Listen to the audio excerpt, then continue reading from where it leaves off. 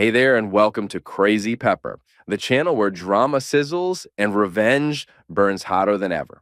If you love jaw dropping twists, bold characters, and stories that keep you guessing till the end, you're in the right place. Subscribe and dive into gripping tales of betrayal, karma, and ultimate payback. Get ready for unforgettable moments and satisfying endings, only on Crazy Pepper. Hit that bell and let the drama begin. They say the devil's in the details, but in my case, he was hiding in the bathroom trash can under a wad of used tissues and an empty toilet paper roll. That's where I found the pregnancy test that would blow my perfectly mediocre life to smithereens. 2 pink lines. Congratulations, it's positive. Now, most husbands would be jumping for joy, or at least pretending to, while secretly calculating college tuition costs. Me? I just stood there in my boxer shorts and yesterday's t-shirt, holding that little plastic stick like it was a live grenade. Because here's the thing, nobody tells you about finding your wife's pregnancy test when you've been shooting blanks for 5 years. It makes you feel like the biggest fool who ever lived. My name's Marty Collins, and I'm 42 years old. I fix computers for a living, which means I spend most of my day explaining to people why turning it off and on again actually works. I've got thinning hair, a slight beer gut, and the kind of face that blends into crowds at the grocery store. My wife, Angela, always said I was dependably average, which I thought was a compliment until right about now. See, 5 years ago, after our daughter Jenny was born, Angela and I decided we were done having kids. One was enough, we agreed. So I did what any responsible husband would do. I got myself snipped. Told Angela I was going to a work conference that weekend, and instead spent it on the couch with frozen peas on my lap, watching Netflix and feeling very mature about our family planning. The thing is, I never told Angela about the vasectomy. I was going to, but then I thought it might be romantic to surprise her. Maybe I'd tell her on our anniversary or during some intimate moment when we were talking about the future. But weeks turned into months, and months turned into years, and eventually it just became this weird secret I carried around like a lucky penny. Stupid? Absolutely. But not as stupid as what I was looking at now. I heard Angela's voice drifting up from downstairs, talking on the phone with her mother. She did this every morning while getting ready for work, a ritual as predictable as her oatmeal and coffee routine. "Mom, I know what you're going to say," Angela was saying, her voice carrying that exasperated tone she used when discussing anything involving me. But Marty won't suspect a thing. He never pays attention to details. I crept to the top of the stairs, still clutching the pregnancy test. "Of course it's not his," Angela continued, and I felt my stomach drop through the floor. "I mean, come on, Mom. You know Marty. The man thinks foreplay is asking if I'm awake, but he'll believe it's his because he wants to believe it. Men are simple that way." My legs went weak. I sat down hard on the top step, the pregnancy test slipping from my numb fingers and clattering down 2 stairs before I caught it. "Ricky's different," Angela was saying. "He makes me feel alive again. And this baby, this is going to be our fresh start. Marty will never know the difference." Rick Sanford. I knew that name. He was Angela's colleague from the HR department, one of those guys who drove a BMW and wore cologne that probably cost more than my monthly car payment. I'd met him at a few office parties, tall, tan, perfect teeth, the kind of guy who called everyone buddy and had opinions about wine. "I have to go," Angela said. "Marty's probably wondering where his coffee is." I heard her footsteps heading toward the kitchen, and I scrambled back to the bathroom, my mind reeling. I stared at myself in the mirror, pale, shocked, holding a pregnancy test that might as well have been a death certificate for my marriage. But here's the thing about being underestimated your whole life. People forget that quiet doesn't mean stupid, and average doesn't mean powerless. I took a picture of the pregnancy test with my phone, then carefully placed it back in the trash exactly where I'd found it. Then I went downstairs, kissed Angela on the cheek like I did every morning, and poured myself a cup of coffee. "You're up early," she said, not looking at me as she checked her makeup in her compact mirror. "Couldn't sleep," I said. "Weird dreams." She laughed, that tinkling sound that used to make my heart skip. Now it just sounded fake. "You and your dreams. I swear, Marty, sometimes I think you live more in your head than in the real world." "Maybe you're right," I said, taking a sip of coffee and watching her over the rim of my mug. "But sometimes the real world has a way of catching up with you." She finally looked at me then, and for just a second, I saw something flicker across her face. Guilt? Fear? But then she smiled, and it was gone. "I'll be late tonight. she said, grabbing her purse and keys. Work thing. Don't wait up. After she left, I sat at the kitchen table for a long time, staring at my phone and the photo of those two pink lines. Jenny came down eventually, all 14 years of her dressed in black jeans and a band t-shirt, her dark hair falling across her face like a curtain. Dad, you okay? You look like you've seen a ghost. Jenny was the one good thing Angela and I had created together. She was smart, funny, and had inherited my sarcasm along with Angela's looks. She was also the only person in the world who seemed to actually see me. Just thinking, kiddo, I said. Hey, can I ask you something? If you found out someone you trusted had been lying to you, what would you do? She poured herself a bowl of cereal and considered this seriously. Depends on the lie, I guess. But if it was a big one, I'd probably want them to know that I knew. People think they're so smart when they're lying, but usually they're just insulting your intelligence. Out of the mouths of babes. That afternoon, while Angela was at work doing God knows what with Ricky, I drove to the mall and bought a card. Nothing fancy, just a simple white envelope and a piece of paper. I printed out the photo of the pregnancy test, slipped it inside with a note that read, "Congratulations on your husband's big news. Unfortunately, it's not mine. A friend." Then I looked up Shelley Sanford in the phone book. She lived in one of those new developments across town, the kind with perfect lawns and mailboxes that all look the same. I drove over there around dinner time and slipped the envelope into her mailbox. As I was walking back to my car, my phone rang. "Is this Marty Collins?"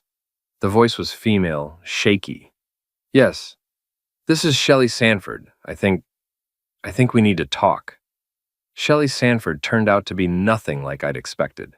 Where Angela was all sharp angles and calculated beauty, Shelley was soft and genuine. The kind of woman who probably baked cookies for school fundraisers and remembered everyone's birthday. She had kind eyes behind wire-rimmed glasses and the sort of tired smile that comes from years of pretending everything is fine.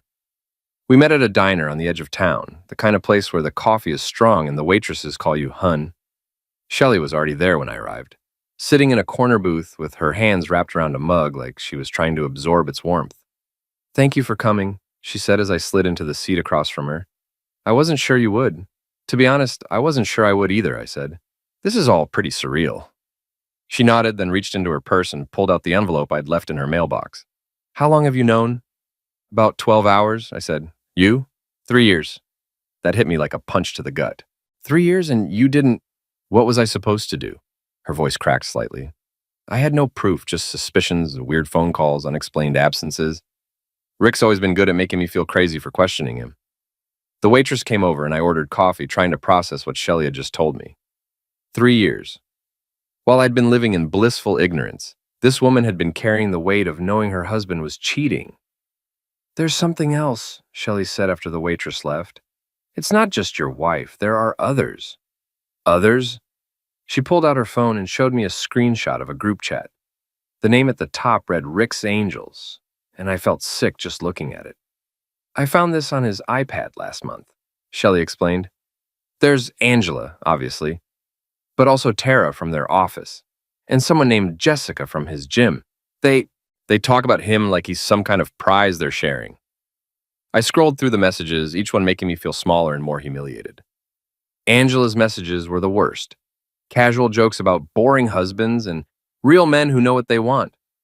There was even a message from just 2 weeks ago where she'd written, "Marty actually asked if I wanted to go on a date night.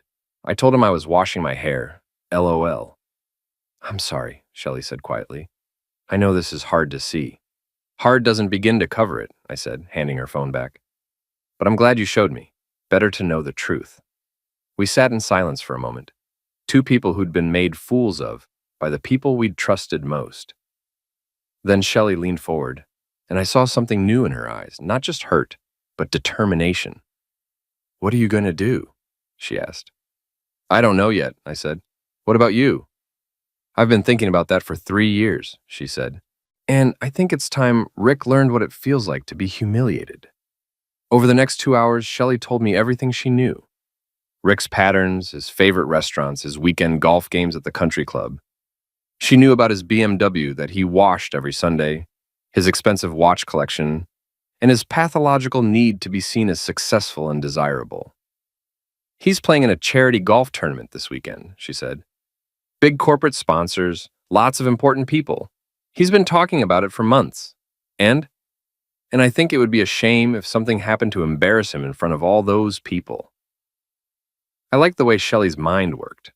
That Saturday, I showed up at Pinehurst Country Club wearing khakis and a polo shirt I'd borrowed from my neighbor Pete. I looked like every other middle-aged weekend golfer, which was exactly what I was going for.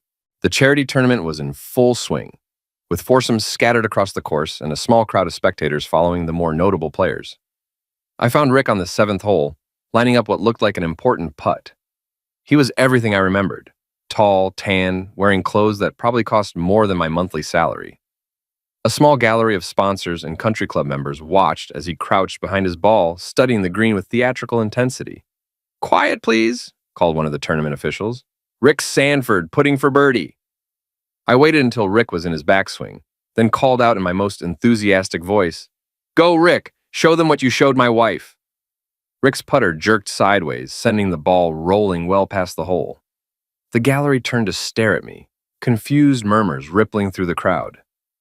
"Sorry," I called out, waving cheerfully. "I'm just so excited. Rick's been giving my wife private lessons, if you know what I mean." The murmurs got louder. Rick's face had gone bright red, and he was staring at me like he was trying to place where he knew me from. "Sir, please keep it down," the tournament official said. Of course," I said. But as Rick lined up his next putt, I couldn't help myself. "Angela's told me so much about your technique, Rick. She says you really know how to handle your equipment." This time, Rick's ball went flying off the green entirely, landing in a sand bunker. Several people in the gallery were now openly staring and whispering. I saw Rick say something to his playing partners, then start walking toward me. "Do I know you?" he asked, his voice tight with barely controlled anger. "Marty Collins," I said, extending my hand like we were old friends. "Angela's husband. She's told me so much about you." I watched the color drain from his face as the pieces clicked into place. Around us, the whispers were getting louder. Someone had pulled out their phone. "I think there's been a misunderstanding," Rick said carefully. "Oh, no misunderstanding," I said loudly enough for everyone to hear. "Angela's been very clear about your relationship. Very detailed, actually. She especially likes to talk about your stamina." Rick grabbed my arm and tried to pull me away from the crowd, but I planted my feet and smiled at the gallery. "Ladies and gentlemen, I'd like you to meet Rick Sanford, the man who's been teaching my wife about the finer points of the game. If you catch my drift." "Security!" Rick shouted, but the damage was already done. Phones were out, people were recording, and the whispers had turned into open conversation about what they'd just witnessed. I let security escort me off the course, waving goodbye to Rick as I went. "Tell Angela I said hi," I called out, "and congratulations on the baby." The video was on social media within an hour. By Sunday morning, it had been shared hundreds of times with captions like "golf tournament drama" and "awkward husband confrontation." Rick's perfect reputation was getting its first major dent. But that was just the beginning. Monday morning, I called in sick to work and drove to Angela's office building. I knew her routine. She always grabbed coffee from the lobby cafe before heading upstairs. I positioned myself at a table with a clear view of the elevators and waited. She showed up at 8:15, looking as polished and professional as always. But I could see the tension in her shoulders, the way she kept checking her phone. The golf course incident had definitely made its way back to her. I watched her order her usual, skinny vanilla latte with an extra shot, and then I made my move. "Angela," I called out, standing up from my table. What a coincidence. She turned, and I saw her face go through several emotions at once: surprise, guilt, anger, and finally calculation. "Marty," she said, forcing a smile, "what are you doing here?" "Oh, just thought I'd surprise you," I said, walking over to her. "Maybe take you to breakfast, talk about our future. You know, with the baby coming and all." Her hand instinctively went to her stomach, and I saw panic flicker across her face. Around us, other office workers were starting to notice our conversation. "I don't know what you mean," she said quietly. "The pregnancy test, Angela. The one in our bathroom trash can. Congratulations, by the way. I'm sure Rick is thrilled." The color drained from her face. Her coffee cup slipped from her fingers, hitting the floor with a splash that made everyone in the cafe turn to look. "We should talk about this at home," she whispered. "Should we?"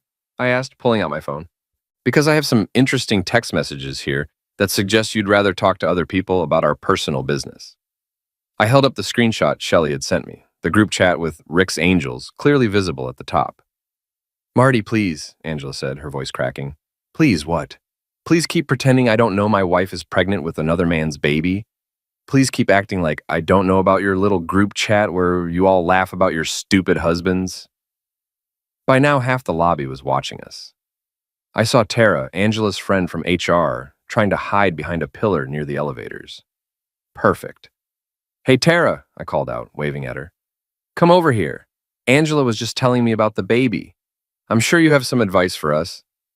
Tara looked like she wanted to disappear into the floor, but several people were now looking at her expectantly. She had no choice but to walk over. Hi, Marty, she said weakly. Tara's been so supportive, I said to the growing crowd of onlookers. She's helped Angela plan all those work trips and late meetings. Real team player, this one. I should get to work, Tara mumbled, but I wasn't done. Oh, before you go, can you settle something for us? Angela and I are trying to figure out the timing of the pregnancy. When exactly did she start seeing Rick Sanford? You'd know, right? Since you're in the group chat and all. Tara's mouth opened and closed like a fish out of water. Angela grabbed my arm. Stop it, she hissed. You're making a scene. Am I? I looked around at all the faces staring at us. I thought I was just sharing some good news with your colleagues. After all, it's not every day a man finds out his wife is having another man's baby. The lobby had gone completely silent except for the sound of coffee machines and whispered conversations. I could see people pulling out their phones, and I knew this would be all over the office within minutes. Angela's carefully constructed professional image was crumbling in real time, and we both knew it. I'll see you at home tonight, honey, I said, kissing her cheek while she stood frozen in shock. We have so much to talk about. As I walked toward the exit, I heard Tara trying to do damage control, her voice high and nervous. He's obviously having some kind of breakdown. You know how men get when they're stressed. But it was too late. The seed was planted, and in an office environment, gossip spreads faster than a computer virus. My phone buzzed with a text from Shelley. Rick came home furious about some incident at his golf tournament. He's been making angry phone calls all morning. I think your plan is working. I smiled as I got into my car. Oh, this was just getting started. The beautiful thing about destroying someone's reputation is that once you get the ball rolling, other people do most of the work for you. By Tuesday morning, Angela's office was buzzing with whispers about her crazy husband and his accusations. But whispers have a way of making people pay attention to things they might have otherwise ignored. Suddenly, Angela's frequent client meetings seemed suspicious. Her close friendship with Rick from HR raised eyebrows. The fact that she'd been taking a lot of personal calls and seemed stressed all the time started to make sense to her coworkers. I knew all this because Jenny had become my unwitting spy. At 14, she was old enough to pick up on the tension at home, but young enough that Angela still talked freely around her. Mom's been crying a lot, Jenny told me over breakfast Wednesday morning. She keeps getting phone calls that make her upset. And she asked me weird questions yesterday. What kind of questions? Like, did you ever hear Dad talking about medical procedures? Or did I know if you'd been to any doctors lately? It was weird. Angela was trying to figure out if I knew about my own vasectomy. The irony was delicious. Also, Jenny continued, she asked if I thought you'd been acting strange lately. I told her you seemed happier. Happier? Yeah, like you're not walking on eggshells anymore. It's nice. Out of the mouths of babes, indeed. That afternoon, I got a call from Shelley. Can you meet me at Rick's office? I have an idea, but I need backup. Rick worked at a high-end real estate firm downtown, the kind of place with marble floors and expensive art on the walls. Shelley was waiting for me in the parking lot, looking determined and slightly mischievous. What's the plan? I asked. Rick's showing a house to some very important clients this afternoon, she said. A tech executive and his wife looking for a $2 million property. Rick's been talking about this sale for weeks. It would be his biggest commission this year. And I happen to know the address. I also happen to have a key to Rick's car. She held up a BMW key fob, and I couldn't help but grin. Shelley, I'm starting to think you're a bad influence on me. Good. I've been a good influence on people my whole life. And look where it got me. The house Rick was showing was in an exclusive neighborhood where the lawns were perfect and the driveways could fit 3 cars. We parked down the street and watched as Rick's BMW pulled up to the curb, followed by a Tesla that presumably belonged to his clients. Now? I asked. Now, Shelley confirmed. We waited until Rick and his clients had gone inside, Then Shelley used her key to unlock the BMW. I kept watch while she worked, which mostly involved trying not to laugh at what she was doing. First, she rolled down all the windows. Then she pulled out a can of tuna fish and opened it, pouring the juice all over the leather seats. Next came a bag of bird seed, which she scattered generously throughout the interior. Finally, she hung a handmade sign from the rearview mirror that read, "Honk if you've seen my wife with Rick Sanford." "Jesus, Shelley," I whispered, "remind me never to get on your bad side." 23 years of marriage, she said grimly. I've been saving up. We were back in my car just as Rick and his clients emerged from the house. Even from a distance, we could see that the showing had gone well. Rick was all smiles and confident handshakes. The clients got into their Tesla and drove away, probably already planning their new life in that beautiful house. Rick walked to his car, still riding high from what he clearly thought was a successful sale. We watched as he approached the BMW, then stopped short when he saw the open windows. "Oh no," Shelley whispered, but she was smiling. Rick's reaction was everything we'd hoped for and more. First came confusion as he noticed the sign hanging from his mirror. Then came horror as he saw the tuna juice and birdseed covering his pristine leather interior. But the best part was when the birds showed up. Apparently, word travels fast in the bird community when there's free food available. Within minutes, Rick's BMW was surrounded by seagulls, pigeons, and what looked like an entire flock of sparrows, all fighting over the birdseed and making a tremendous amount of noise. Rick tried to shoo them away, but birds are surprisingly persistent when food is involved. Every time he got close to his car, they'd scatter briefly, then swoop back in as soon as he stepped away. The honking sign just made it worse. Passing cars were indeed honking, which seemed to excite the birds even more. "Should we help him?" I asked, not really meaning it. "In a minute," Shelley said, pulling out her phone to record the chaos. "I want to remember this moment." Rick finally managed to get into his car, but not before getting dive-bombed by what appeared to be a very aggressive seagull. As he drove away, trailing birdseed and the lingering smell of tuna, several birds followed him down the street like he was the Pied Piper of poultry. "That felt good," Shelley said with satisfaction. Really, really good." My phone buzzed with a text from Angela. "We need to talk. Come home now." "Duty calls," I told Shelley. "The wife wants to have a conversation." "Good luck," she said. "And Marty, whatever she says, remember that she's the one who chose to lie. You're just choosing not to let her get away with it." I found Angela pacing in our living room when I got home, her phone clutched in her hand like a lifeline. She'd clearly been crying, but there was anger in her eyes too. "Sit down," she said without preamble. "We're going to settle this right now." "Settle what?" I asked, taking my usual spot on the couch. "Don't play dumb with me, Marty. I know you've been talking to Shelley Sanford. I know you made that scene at my office. And I know you somehow found out about Rick." "Found out what about Rick?" "Stop it," she snapped. "Just stop pretending you don't know. Yes, I've been seeing Rick. Yes, the baby is his, but it's not what you think." "It's not what I think?" "Angela, I think my wife is pregnant with another man's baby and has been lying to me about it. What part of that am I misunderstanding?" She sat down across from me, and for a moment, I saw a flash of the woman I'd married 15 years ago. Vulnerable, uncertain, human. "You don't understand what it's like," she said quietly. "Being married to someone who doesn't really see you. Someone who's content with mediocre everything. Mediocre job, mediocre house, mediocre life. I felt invisible, Marty. Like I was disappearing a little more every day. So you decided to have an affair. I decided to feel alive again. Rick makes me feel special, important. He sees me as more than just a wife and mother. And Tara, Jessica from the gym, do they make him feel special too? Or is this a group effort?" Her face crumpled. "You don't understand." "You're right, I don't. I don't understand how the woman I've loved for 15 years could lie to my face every day for 3 years. I don't understand how you could sit at our dinner table, help our daughter with her homework, and plan a future with another man's baby. And I really don't understand how you could think I was too stupid to figure it out." "I never said you were stupid." I pulled out my phone and showed her the screenshot of the group chat. "Rick's angels. Marty won't suspect a thing. He never pays attention to details. Ring any bells?" She stared at the phone screen, her face going pale. "How did you get that?" "Does it matter? The point is, Angela, you've been playing me for a fool for 3 years. The only difference now is that I'm not playing along anymore." "What do you want?" she asked, and I heard something new in her voice. "Fear." I want you to tell me the truth. All of it. How long has this been going on? How many people know? And what exactly were you planning to do about this baby?" She was quiet for a long moment, staring at her hands. When she finally spoke, her voice was barely above a whisper. "It started 3 years ago at the office Christmas party. Rick and I were both drunk, and one thing led to another. It was supposed to be a one-time thing, but, but he made me feel things I hadn't felt in years. Excitement, passion, like I was worth pursuing. So it kept happening." "And Tara and Jessica?"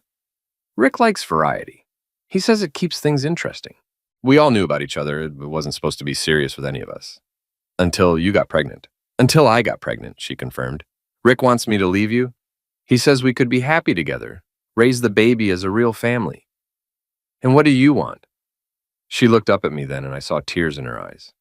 "I want to not have made such a mess of everything. I want to go back and make different choices, but I can't, can I?" "No," I said, you can't." We sat in silence for a while, the weight of 15 years of marriage and 3 years of lies settling between us like a wall. "What happens now?" she asked finally. "Now," I said, standing up, "you get to find out what it feels like when everyone knows the truth about who you really are." "Marty, please think about Jenny. Think about our family." "I am thinking about Jenny. I'm thinking about what kind of example we're setting for her, what kind of people we're teaching her to become. So you're just going to destroy everything?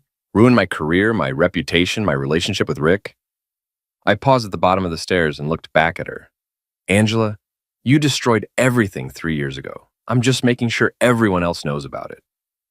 As I headed upstairs, I heard her start to cry again. Part of me, the part that had loved her for 15 years, wanted to go back and comfort her. But a bigger part of me, the part that had been lied to and betrayed and made to feel like a fool, kept walking. My phone buzzed with a text from Shelley. "Rick came home covered in bird droppings and smelling like fish. He's locked himself in his office and won't come out. I think we're winning." Yeah, I thought, I think we are. Thursday morning brought new developments. I was having coffee and scrolling through social media when I found the video from Rick's golf tournament disaster. Someone had posted it with the caption, "When keeping it real goes wrong," and it had already had over 1,000 views. The comments were brutal. People speculating about the private lessons I'd mentioned, others sharing their own stories of cheating spouses. But the real goldmine was in my email. Shelley had sent me a treasure trove of information she'd gathered over 3 years of suspicious behavior. Bank statements showing expensive dinners and hotel charges, phone records with suspicious patterns. And most damning of all, a folder of photos Rick had apparently been too careless to delete from their shared cloud storage. The photos were exactly what you'd expect. Rick with various women in compromising situations, and Angela featured prominently, but she wasn't the only one. There was Tara from the office, Jessica from the gym, and at least 2 other women I didn't recognize. "He's been documenting his conquests," Shelley's email explained, "like trophies. I found them when I was looking for vacation photos last month. There are dozens of them going back 3 years. My phone rang. It was my neighbor Pete, calling from work. "Marty, you need to get over here right now," he said. "Angela's at my house talking to my wife, and she's saying some pretty serious stuff about you." I drove over to Pete's house to find Angela's car in the driveway and Angela herself sitting at Pete's kitchen table with his wife Carol, both of them looking very serious. Through the window, I could see Angela dabbing at her eyes with a tissue, while Carol patted her shoulders sympathetically. Pete met me at the front door. "She's been here for an hour," he whispered, "telling Carol that you've been having some kind of mental breakdown. Says you've been paranoid, accusing her of things, making scenes at her work. She's trying to build a case that you're unstable." "Smart," I said. "If she can make everyone think I'm crazy, then nothing I say about her affair will be believable."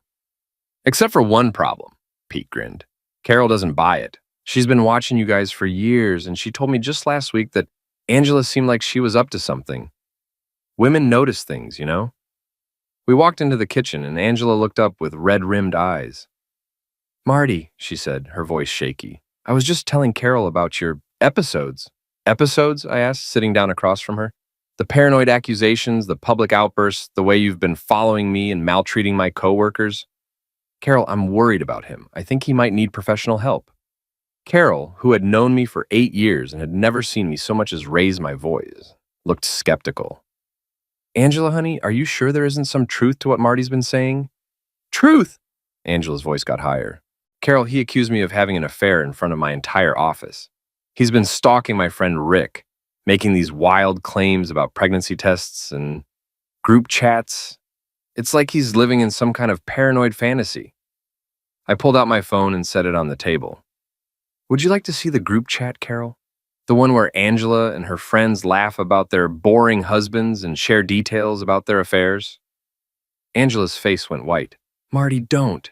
Or maybe you'd like to see the photos Rick's been taking? The ones where Angela's doing things that definitely aren't covered in our marriage vows?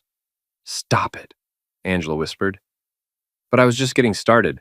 I opened my phone and showed Carol the screenshot of Rick's Angels group chat.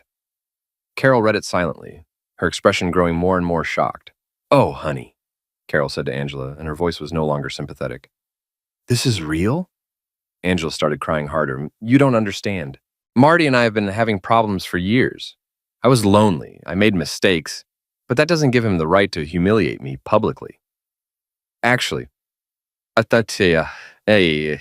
said, I think it gives me exactly that right. See, Angela, you've spent 3 years making me look like a fool, lying to my face, laughing about me behind my back, planning to pass off another man's baby as mine. So forgive me if I don't feel too bad about returning the favor. Carol looked between us, clearly trying to process what she was hearing. Angela, is the baby not Marty's? Angela's silence was answer enough. Jesus, Pete muttered from the doorway. The thing is, I continued, I'm not done yet. See, I've been thinking about this whole situation, and I realized something. You didn't just betray me, Angela. You betrayed our daughter, our friends, our entire community. You've been living a lie for 3 years, and now you want everyone to think I'm crazy for exposing it. What do you want from me? Angela asked, her voice breaking. I want you to stop lying. I want you to take responsibility for what you've done, and I want you to understand that actions have consequences. My phone buzzed with a text from Shelley. Emergency, can you meet me at the mall food court? Something's happened with Rick. I stood up. Carol, I'm sorry you got dragged into this. Pete, thanks for calling me. Angela, we'll finish this conversation later. As I headed for the door, Angela called after me. Marty, please. Can't we work this out privately, for Jenny's sake? I turned back to her. You should have thought about Jenny 3 years ago. I found Shelley at the food court, sitting at a corner table with her hands wrapped around a cup of coffee. She looked shaken. What happened? I asked, sliding into the seat across from her. Rick lost the sale, she said. The $2 million house deal fell through this morning. Apparently, the clients heard about the golf course incident and the car thing, and they decided they didn't want to work with someone who has personal drama. That's not an emergency, that's karma. That's not the emergency, Shelley continued. The emergency is that Rick figured out I was involved. He found the tuna can in our trash, and he's putting 2 and 2 together. He's furious, Marty. I've never seen him like this. What did he say? He said if I don't stop helping you, he'll make sure everyone knows what a vindictive, pathetic wife I am. He's threatening to tell people I'm mentally unstable, that I've been stalking him and his clients. I felt a surge of anger. He's trying to use Angela's playbook. It gets worse. He's also threatening to clean out our bank accounts and file for divorce, claiming I'm an unfit wife. He says he has evidence of my erratic behavior. What evidence? The car thing, apparently. He's claiming it was vandalism and that I'm dangerous. Shelley's voice was shaking. Marty, I could lose everything. My house, my savings, my reputation. Maybe I should just back off. I leaned forward. Shelley, look at me. Rick is panicking because his perfect little world is falling apart. He's making threats because that's all he has left. But here's the thing. We have actual evidence of his affairs. Photos, messages, bank records. All he has are accusations and bluster. But what if nothing? You've been letting him control you for 3 years because you were afraid of what would happen if you fought back. Well, now you're fighting back, and he's the one who's scared. Shelley was quiet for a moment, then nodded slowly. You're right, I've never done anything like this before. Neither have I admitted. But sometimes you have to learn new skills. My phone rang. It was Jenny. Dad, can you come home? Mom's acting really weird, and she keeps asking me questions about you and some medical stuff. It's freaking me out. I'll be right there, kiddo. I looked at Shelley. I have to go deal with Angela. But Shelley, don't let Rick intimidate you. We're not backing down now. When I got home, I found Jenny in her room with the door locked. Angela was pacing in the hallway outside, looking frantic. "She won't talk to me," Angela said when she saw me. "I was just trying to explain the situation and she got upset and locked herself in her room." "What situation?" I asked. "About us, about the problems we're having. I thought she should know that you've been struggling lately." I knocked on Jenny's door. "Hey kiddo, it's Dad. Can you let me in?" The door opened and Jenny pulled me inside, immediately locking it again. Her eyes were red from crying. "Dad, what's going on?"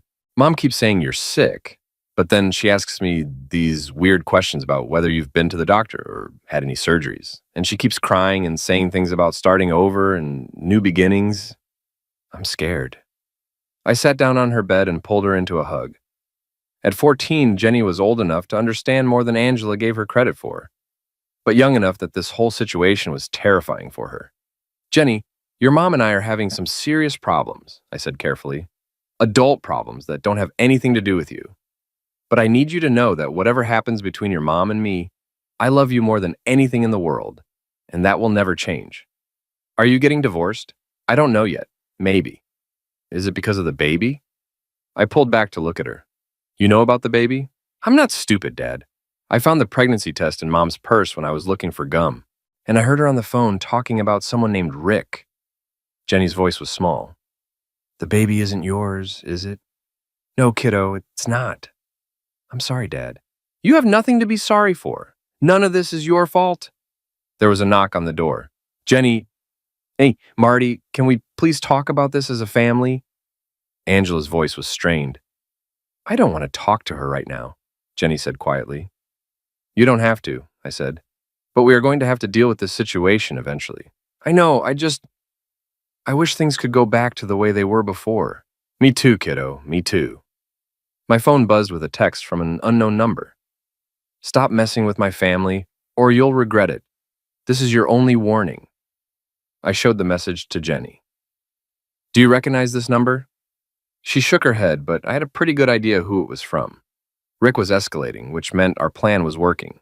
But it also meant things were about to get more dangerous. Another text came through, this one from Shelley. "Rick just left the house with a suitcase. I think he's going to stay with one of his girlfriends. But before he left, he said something about taking care of the problem once and for all." I felt a chill run down my spine. This was no longer just about revenge or justice. This was about protecting the people I cared about. "Jenny, I said, how would you feel about staying at your Aunt Lisa's house for a few days? Just until your mom and I sort some things out?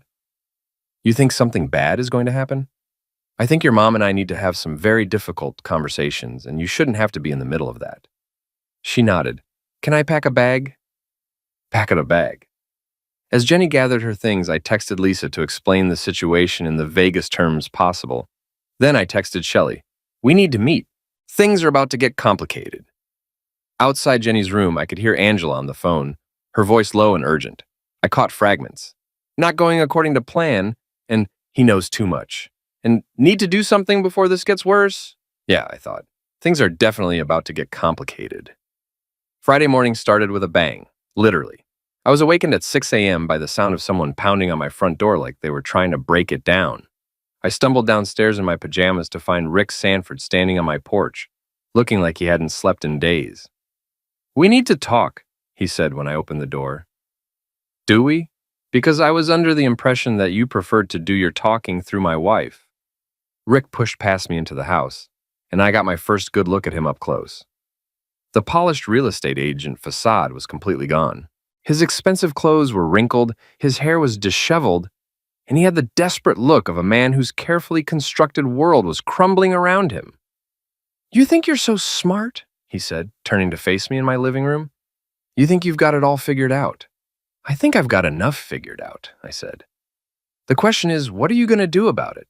I'm going to give you one chance to back off.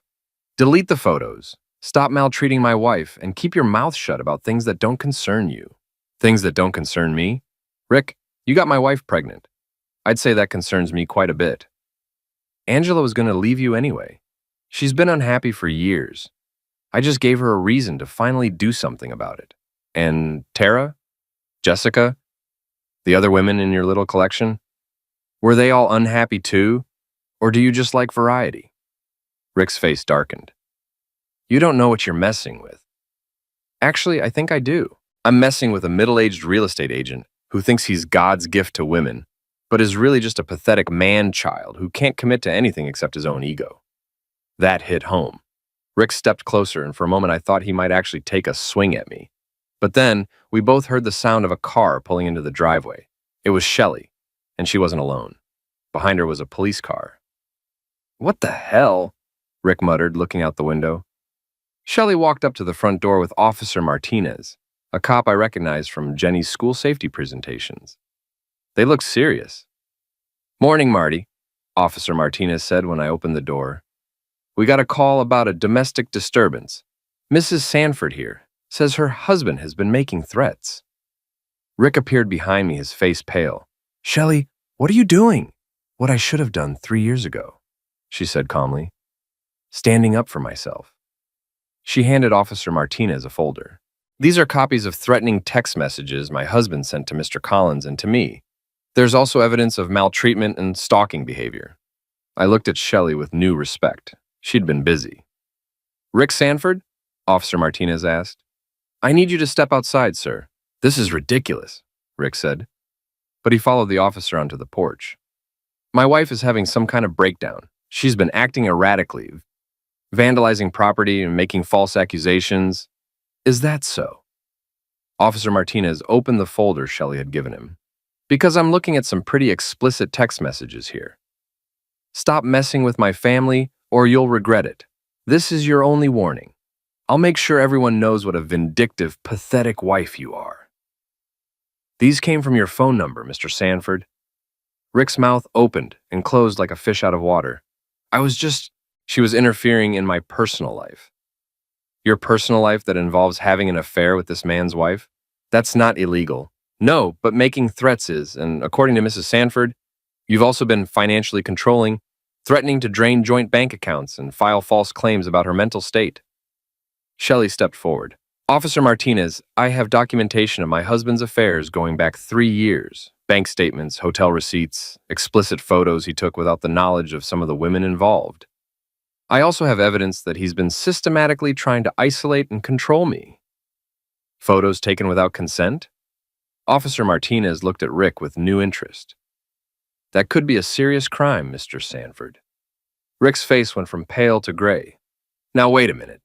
I think you need to come with me, Officer Martinez said. We can sort this out at the station. As Rick was led away in handcuffs, Shelley turned to me with a smile that was equal parts satisfaction and relief. How does it feel? I asked. Like I can breathe again for the first time in 3 years, she said. My phone buzzed with a text from Angela. What have you done? Rick's been arrested and everyone at work is talking about it. This has gone too far. I showed the message to Shelley. She's right about one thing. This has gone far, but not too far. We're just getting started. That afternoon, I got a call from Jenny's school. Apparently, Angela had shown up during lunch trying to pull Jenny out of class, claiming there was a family emergency. The school had refused because Angela wasn't following proper procedures and Jenny had asked to call me. Dad, Jenny's voice was shaky when I got on the phone. Mom's here and she's acting really weird. She keeps saying we need to go away for a while, that it's not safe here anymore. Tell the office you're staying at school until I get there, I said. Don't go anywhere with your mother right now. Is she in trouble? Yeah, kiddo, I think she is. I found Angela in the school parking lot, sitting in her car with the engine running. When she saw me approaching, she rolled down the window. Marty, we need to talk, she said. This whole thing is getting out of hand. Out of hand? Angela, you've been lying to me for 3 years. You're pregnant with another man's baby. Your boyfriend just got arrested for making threats. I'd say things are exactly as in hand as they should be. Rick didn't mean those threats. He's just scared. He should be scared. Actions have consequences. What about Jenny? What about our daughter? Do you want her to grow up knowing her parents destroyed each other? I want her to grow up knowing that lies have consequences and that people who betray the ones they love don't get to just walk away without facing the truth. Angela started crying again. Marty, please. I know I made mistakes, but we can fix this. We can go to counseling, work things out. I'll end things with Rick. We'll raise the baby together. No one else has to know. Everyone already knows, Angela. Your office knows, our neighbors know, Rick's clients know. The whole town is talking about it. Because you made sure they would. No, because you made choices that led to this moment. I just decided to stop pretending those choices didn't happen. Through the school windows, I could see Jenny watching us from the office. She looked scared and confused, and I felt a surge of anger at Angela for putting her in this position. You want to know what's going to happen next? I said. You're going to go home, pack your things, and figure out where you want to live, because you're not staying in my house anymore. You can't kick me out. It's my house, too. Actually, I can. See, I've been doing some research, and it turns out that infidelity is still grounds for divorce in this state. It also affects things like alimony and property division, especially when there's as much evidence as we have. Angela's face went white. You wouldn't. Try me. I walked into the school to collect Jenny, leaving Angela sitting in her car. When we came back out 10 minutes later, she was gone. That evening, I got a call from Shelley. Rick made bail, she said, but his lawyer told him to stay away from both of us.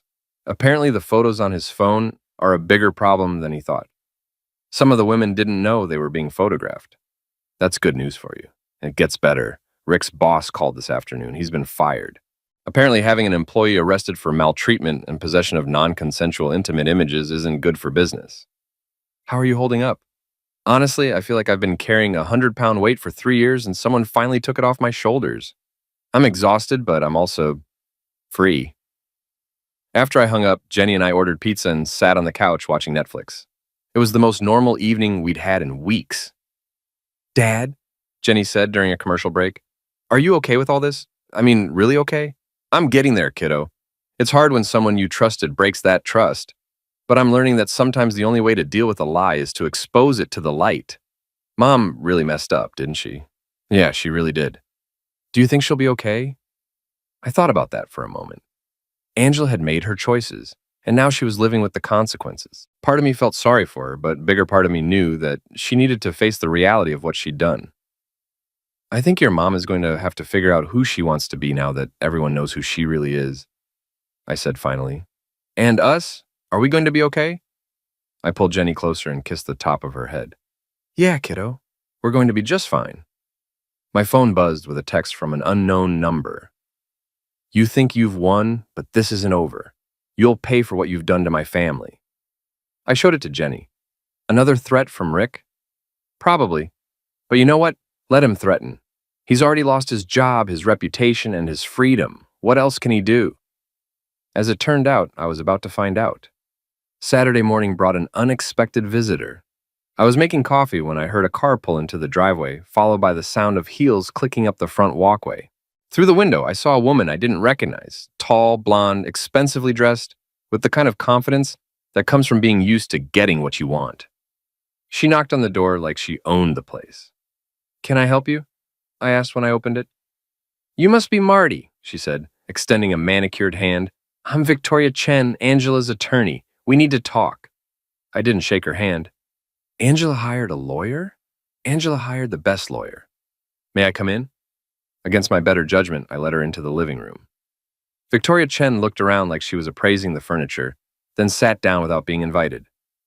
Mr. Collins, my client is prepared to offer you a very generous settlement, she began. Full custody of your daughter, the house, most of the assets. All she asks in return is that you stop your maltreatment campaign and allow her to move on with her life. Maltreatment campaign? The public humiliation, the involvement of Mr. Sanford's wife, the social media posts, the deliberate destruction of her professional reputation. It needs to stop. I sat down across from her. Ms. Chen, your client has been having an affair for 3 years and is pregnant with another man's baby. I haven't maltreated anyone. I've simply stopped pretending I don't know the truth. The truth, as you call it, has been weaponized. You've systematically destroyed my client's life out of spite and revenge. Your client destroyed her own life when she decided to cheat on her husband and lie about it for 3 years. Victoria leaned forward. Mr. Collins, I'm going to be very direct with you. If you don't accept this settlement, we're prepared to file a countersuit claiming emotional misuse, maltreatment, and intentional infliction of emotional distress. We have witnesses who will testify that you've been unstable, paranoid, and vindictive. What witnesses? Your wife's friends, her co-workers, people who've seen your public outbursts. We can paint a very convincing picture of a man who became obsessed with destroying his wife when he discovered her affair. I laughed. Good luck with that. I have 3 years of evidence documenting Angela's lies and Rick's maltreatment. I have photos, text messages, bank records, and witnesses of my own. Evidence obtained through illegal surveillance and invasion of privacy. Evidence obtained by paying attention to my own life and accepting help from other people your clients have wronged. Victoria's smile was cold. Mr. Collins, you seem to think this is some kind of game where the righteous party wins in the end. Let me explain how this actually works. I have more money, better connections, and more experience than you do. I can drag this out for years, cost you everything you own, and destroy your reputation in the process. Or you can take the settlement and walk away with your dignity intact. My dignity? What little you have left. I stood up. Ms. Chen, you can tell your client that I'm not interested in her settlement. If she wants a fight, she can have one. But she's not going to buy her way out of the consequences of her actions. Victoria stood as well, smoothing her skirt. That's unfortunate. For you. After she left, I called Shelley. We have a problem. Angela's hired a lawyer, and she's threatening to claim I've been maltreating her. Can she do that? She can try. The question is whether anyone will believe her. What do? We make sure everyone knows the whole truth before she can spin her version of it. That afternoon, I did something I'd never done before in my life. I created a social media account and posted a long, detailed explanation of everything that had happened. I included screenshots of the group chat, photos of the pregnancy test, and a timeline of Angela's lies. I tagged our mutual friends, Angela's co-workers, and anyone else who might be interested in the truth. The response was immediate and overwhelming. Within hours, I had dozens of comments from people sharing their own stories of betrayal and supporting my decision to expose Angela's affair. Several of Angela's coworkers reached out privately to share additional information about her behavior at the office. But the real bombshell came from an unexpected source. Jessica, one of the women from Rick's collection, sent me a private message. I saw your post about Rick and Angela. I think you should know that Rick has been recording his encounters with women without their consent. I found a hidden camera in his car after our last meeting. I have evidence, and I'm willing to testify. Within an hour, I had messages from 3 other women with similar stories. Rick hadn't just been having affairs. He'd been creating an illegal pornography collection. I forwarded all of this information to Officer Martinez, who called me back within minutes. Mr. Collins, this is much bigger than maltreatment charges now. We're looking at multiple felonies. Can you ask these women to come in and give formal statements? I can ask. And Mr. Collins, you might want to be careful. When men like Rick Sanford feel cornered, they sometimes do desperate things. That evening, I was putting Jenny to bed when I heard a car in the driveway. Through the window, I saw Angela getting out of her car, but she wasn't alone. Rick was with her, and they were both heading for the front door. Jenny, go to your room and lock the door, I said quietly. Dad, what's wrong? Just do it, and call 911 if you hear anything that scares you. The pounding on the door started before Jenny had even made it upstairs. Angry, demanding, desperate. Marty! Angela's voice was shrill. Open this door right now. We need to talk. We have nothing to talk about, I called back. You destroyed everything. Rick's voice joined Angela's. My job, my marriage, my reputation. You think you can just ruin people's lives and walk away? I think people ruin their own lives, I replied. I just stopped helping you hide it. The pounding got louder. I heard Rick swearing, Angela crying, and what sounded like them trying to force the door. I called 911. 911, what's your emergency? This is Marty Collins. My estranged wife and her boyfriend are trying to break into my house. They're making threats and trying to force the door. Officers are on the way, sir. Stay on the line. The pounding stopped suddenly, and I heard urgent whispers. Then Angela's voice, calmer now, but still desperate. Marty, please. Just let us in. We can work this out. Rick's willing to leave town, start over somewhere else. I'll give you whatever you want in the divorce. Just please stop destroying us. You destroyed yourselves, I said. I just made sure everyone could see it. You don't understand. Rick's voice was pleading now. Those women, the photos, they're going to press charges. I could go to prison. My life is over. Maybe you should have thought about that before you started recording women without their consent. Silence. Then Angela's voice, small and broken. Marty, I'm pregnant. I'm scared. I don't know what to do. For a moment, I almost felt sorry for her. Almost. You should have been scared 3 years ago when you decided to cheat on your husband, I said. You should have been scared when you decided to lie about whose baby you're carrying. You should have been scared when you realized that actions have consequences. The police sirens were getting closer. Through the window, I could see Angela and Rick looking around frantically, realizing they were about to be caught. This isn't over, Rick called out as they ran back to their car. You think you've won, but this isn't over. But it was over. As I watched them speed away, I knew that whatever happened next, the truth was out there now.